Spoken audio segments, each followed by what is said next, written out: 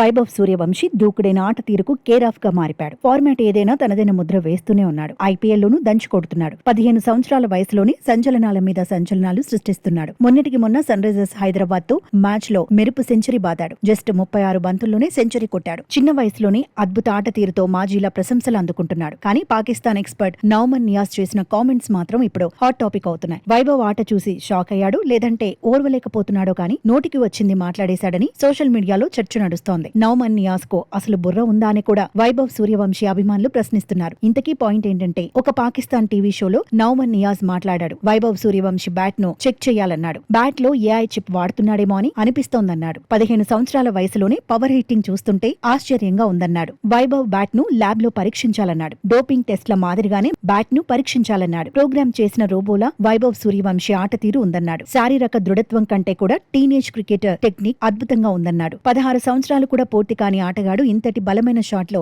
ఎలా ఆడుతున్నాడో అర్థం కావట్లేదన్నట్టుగా రియాక్ట్ అయ్యాడు. గ్రౌండ్ కు అన్ని వైపులా షాట్లు కొడుతున్నాడని చెప్పుకొచ్చాడు. విరాట్ కోహ్లీ స్టార్ గా ఎదిగిన సమయంలో పుట్టిన కుర్రాడు ఇప్పుడు టెక్నిక్ తో శాసిస్తున్నాడన్నాడు. ఓవైపు వైభవ్ సూర్యవంశీపై ప్రశంసలు కురిపించాడు. మరోవైపు సందేహాలు వ్యక్తం చేశాడు. భారత అభిమానులు మాత్రం నౌమన్ నియాజ్ పై బౌన్సర్లు సంధిస్తున్నారు. టీనేజర్ ఆటను ఆస్వాదించకుండా ఈ అనుమానాలేంటని ప్రశ్నిస్తున్నారు. వైభవ్ ది న్యాచురల్ గేమ్ అంటున్నారు. ఆట తీరుపై కొందరు అనుమానాలు వ్యక్తం చేసినంత మాత్రాన వైభవ్ కు వచ్చే నష్టం ఏమీ ఉండదంటున్నారు. కుర్రాడి ఆత్మవిశ్వాసాన్ని దెబ్బతీయలేరని ఫైర్ అవుతున్నారు. ఇక వైభవ్ సూర్యవంశీ మాత్రం ప్రస్తుత సీజన్ లో దూకుడు చూపిస్తూనే ఉన్నాడు. సీజన్ లో ఆడిన 8 మ్యాచ్ల్లో 357 పరుగులు సాధించాడు. 2 హాఫ్ సెంచరీలతో పాటు 1 సెంచరీ కొట్టాడు. 234కు పైగా స్ట్రైక్ రేట్ ను నమోదు చేశాడు.